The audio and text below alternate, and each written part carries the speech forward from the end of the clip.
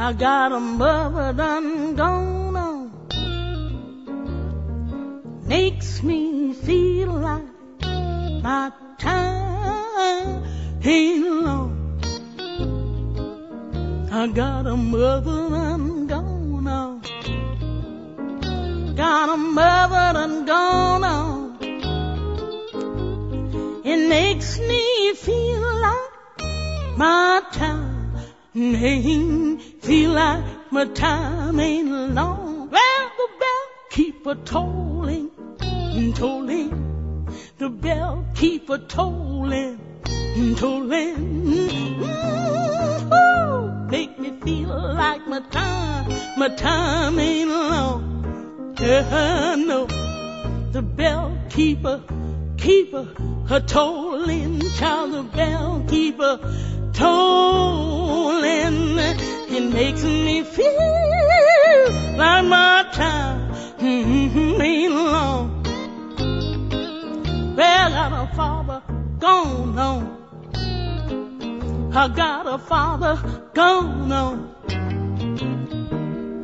Makes me feel like my time ain't long. Father and gone on. Father and gone on. Make me feel like my time ain't long. Hearse keeper, rolling, rolling. The hearse keeper, rolling, rolling. And that make me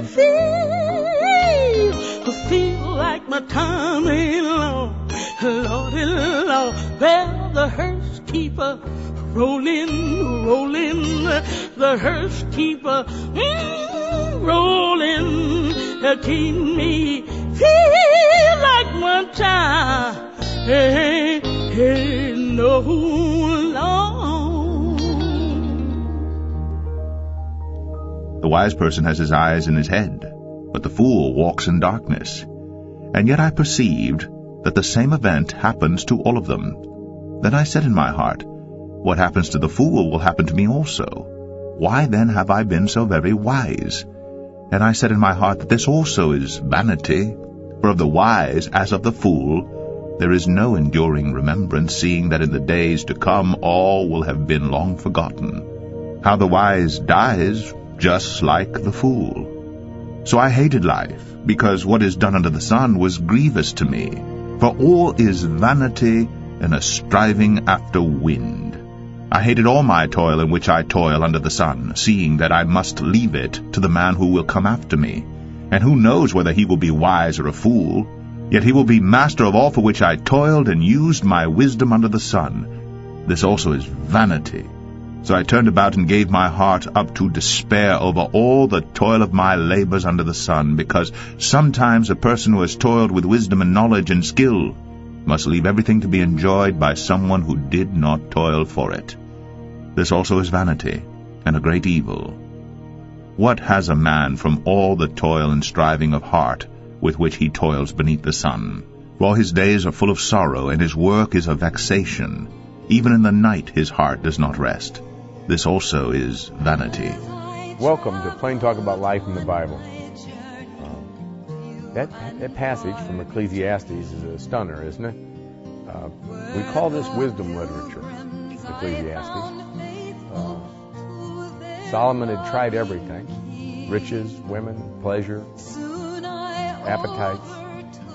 He found them all wanting for this simple reason: they all come to an end. Our life is short here. And remember the passage in Job, I think it might be Job 14, where it says, every man is born of a woman, times are short and days are full of trouble. That's our description of this world. And remember, it's been my goal now, for this is the third show, whatever dream you have of earthly happiness, whatever dream you have of earthly gain and fame and all those things, it's my mission to destroy it. So if you want to remain as happy a half hour from now with your place in this world as you are now, you want to shut the TV off and turn on 2.5 Men or some other mindless, embarrassing thing The Bachelor or whatever else you can. I was stuck in a hotel not long ago, is what came to my mind, and I was waiting to see something really important like the end of the Kansas State game or something earth-shattering. And I was in North Carolina, and I watched 5 or 6 of these 28-year-old women at a distance. They had this show on called The Bachelor, which I'm sure some of you are familiar with. I wasn't really familiar with it, but I saw it, and talk about mind-numbing conversation. Whew.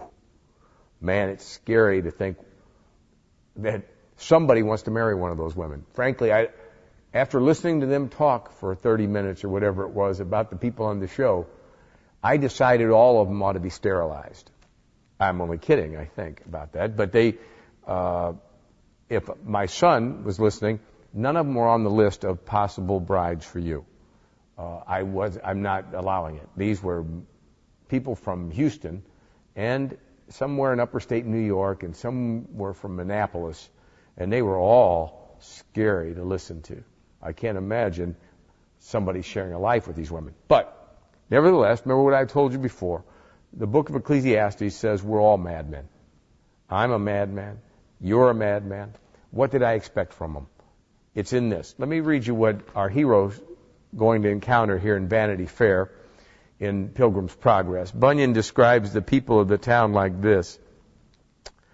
Moreover, at this fair there is at all times to be seen jugglings, cheats, games, plays, fools, apes, knaves, rogues, and of every kind. Well, that's kind of how I see the world these days. Like I said to you before, all the people that I knew early in my life were either morons, mopes, or maniacs. And I met a little better class now that I'm older. They're knaves and nuts and numbskulls, I guess. Knaves, nuts, and numbskulls. I kind of like that. So I've upgraded the people I hang out with. Still doesn't sound like a very good crowd, does it to you? And it pretty much reflects not only your family and your coworkers, but the people in your church, and especially the people in your pub. You know, these people are crazy. But why? Well, we're born in this world. We're born mad, and we demonstrate it. We're so mad that we still think we have some kind of earthly hope of riches and wealth and honor. That's how mad we are. If you've still got your heart set on that, I haven't been doing my job. I've been firing away at you, but I'm not even winging you, maybe. I'm wanting to shoot you in the heart, and somehow I'm barely getting flesh wounds. I'm going to have to pull out the big guns and really aim at your heart. Remember, the writer of Ecclesiastes, our man Solomon, says, there is no more remembrance of the wise man than the fool forever. Now, there's a difference in this world, whether you're a wise man or a fool. The fool's the man who comes home and tells his wife he's decided to date around. That's a fool. The wise man comes home and tells his wife he loves her, even when he really wants to date around, but he's learned the difference. Now, both of those men will die, and both of them will be unproductive in this world, and both of them will be punished for their lusts. But there's still a difference between being wise in this world and unwise. If you're going to live in a cardboard box underneath the Wells Street Bridge in Chicago, you're not going to have a high-style life, even in this world. If you get a chance, move across the street and live in one of those, like the Marina City Towers, and for a few moments, like this long a moment, where you can blink a couple of times, that's how long your life is, you'll have a little more comfort. If that's a big deal to you, before you both go off into eternal punishment, then do it. I would recommend it. It's no fun to sleep under the Wells Street Bridge. I've done it. I don't know what I was thinking when I did it, but I've done it, and I've slept in Marina City. Marina City is much better. Neither of them means much. The wise man and the rich man die like the poor man and the fool.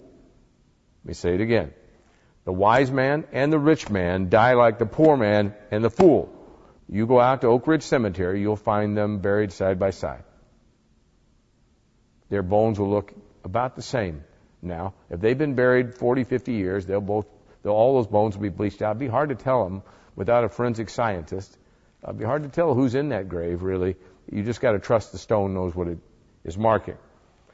He says this to deprive you of any hope that you can have of a joyful life in this world.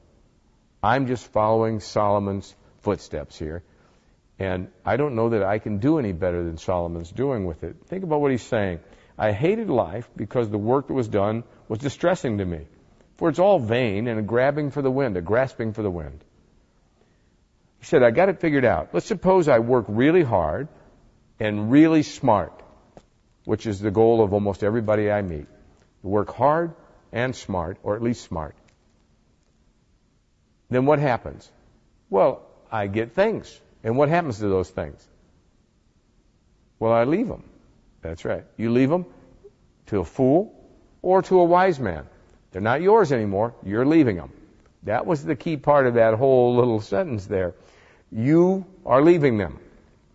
They're not your things anymore. But I worked for them. Yes, you did. I think the next guy that your wife marries will really enjoy them. That boat that you thought was so wonderful, I hope that next husband of hers is good at steering it around and takes it down to the Bahamas with her in it. That make you happy? See, you don't get to take it with you. He gets to keep it here. And it won't be his boat for very long because he'll die and somebody else will have that boat, or the bottom of the sea will have that boat. That boat's not going to last forever. Neither is that wife. Neither is that son who's going to inherit all that money from you. Take a good look at him. You're not so proud of him? Don't worry. It isn't going to make any difference. He'll get your money anyway. But I worked hard for it. Yes, you did. You endangered your soul for it, in fact. How about that? You lied and you stole and you cheated? Yeah. Oh, yeah. Today, somebody said the other day, I was in Chicago, I swear to you, a guy said, sitting outside of Starbucks, to another man, well, you know, let's just face it. The only wisdom that makes sense is greed. And the other guy applauded that. Now think about that. You can get morons in big cities as well as little cities. I couldn't pick up that tidbit in Waverly. Think about it. Right? I'd be ashamed if I were in Shepson, New Berlin, and somebody said something that stupid. Here I was with two guys with cashmere coats on, sitting outside of Starbucks in the merchandise mart. Greed's the only kind of wisdom that makes... Right away, I just sort of set up my seat, hoping they'd see me so I could address it. But they didn't. They were so engrossed and happy with each other that they didn't even see me, and I almost jumped out of my seat. I hear a lot of nonsense, and some of it tickles me. This one disturbed me. These guys must have had stolen cashmere coats because they were idiots. I can tell you, they couldn't have earned those cashmere coats because it just was crazy. Think about what that guy said. Now, he says here, in this last part of verse 23, for all his days are sorrowful, and his work burdensome. Even in the night his heart takes no rest. This is vanity. It surely is, folks. Whatever you're doing that you think is so earthly important, it's not. It's not.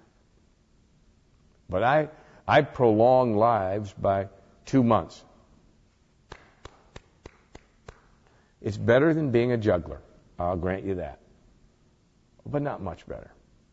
Folks, this world is temporary. What would I have to say to you to get your eyes off of it? What would I have to say to you to get your heart off of it? Probably a great deal. You know why? I've spent the last year thinking about this, and it's taken me practically a year to get my heart off of this idea that this is home, that I'm going to find happiness here, and that whether or not I have a pile of cash makes any difference at all. Now, I can come to the conclusion that it doesn't. But whether I'll live like that is still in question. So I'm not somebody pointing a finger at you. I'm pointing a finger at me and at you. We're not thinking right. I'm going to do my best to beat it out of Bill Moore, and if I have a way, I'll beat it out of you. If you'll just listen a while longer, we'll see what the next beating looks like.